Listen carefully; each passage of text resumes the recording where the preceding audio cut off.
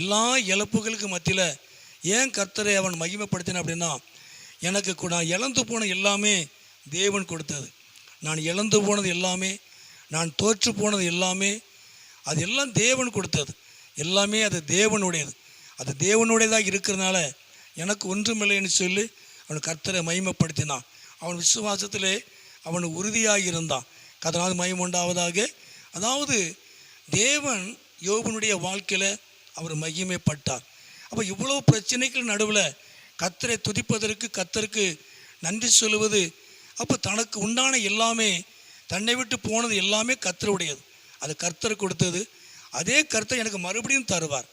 தேவன் கொடுத்ததை தேவன் எனக்கு தருவார் அப்படிங்கிற எண்ணம், அந்த நம்பிக்கை, அந்த விசுவாசம் அந்த யோபுக்குள்ளே இருந்தனால தான் அவன் தேவனை மகிமைப்படுத்தினான்.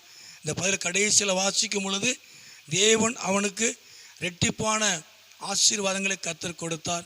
கர்த்தர் அவனை வெட்கப்படுத்தலை.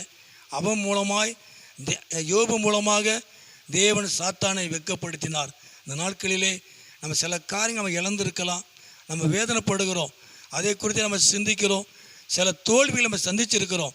ஆனால் ஒன்று நிச்சயம், எல்லாமே அது தேவன் கொடுத்தது.